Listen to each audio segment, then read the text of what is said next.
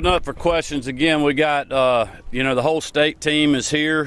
We obviously have the sheriff, Mayor Harvey is here as well, and other local mayors, and I've spoken to the school superintendent just a few minutes ago, who's on the ground here with us. So any questions you guys got, we'll try to answer them. Governor, can you talk about the number of business owners, some here, who've been flooded out, and of course, they need to know, is there anything the state can do for them? So many homeowners, as you know, and business owners don't have flood insurance, maybe didn't think they needed it, or it was too expensive. Is there anything the state can do to help their businesses get back on? Well, I can assure you we're going to stay and do everything that we can under the authority that we have as a state. I'll let Director Stallings come up and talk to you more about potential FEMA requests and how the process is going to go.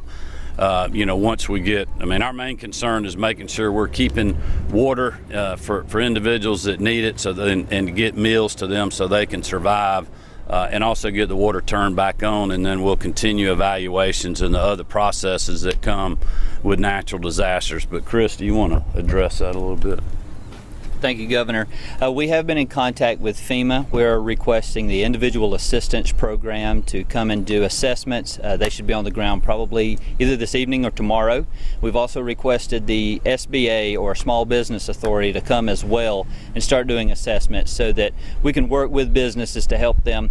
Sometimes it's not the answer that they always want, but it's a low interest loan that they have. It's a government backed, so it's guaranteed, and it will help them get back on their feet. And then as we go through the assessment process, through the damage assessments, if we see the need arises, we'll get FEMA in here as well for the public assistance side to see what recovery. But right now, as the governor mentioned, we're more focused on just making sure safety and water and resources are available for those that are currently misplaced or out of work.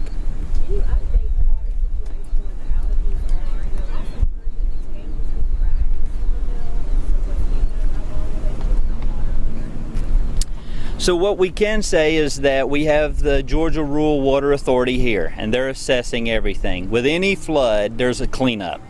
Sometimes you find problems that were there that you didn't know about, maybe things that are not a big problem until you see them. So to go into the details of if there's a crack or not, I wouldn't go that far into it. I would say that they're assessing everything. There was a lot of water at the water treatment plant, so there was a large buildup of silt, debris, so they're in the process of cleaning that out. We're working around the clock as fast as we can. Ultimately, there are other options other than just filling that one tank back up. So we're looking at all options to try to get the water back as fast as possible.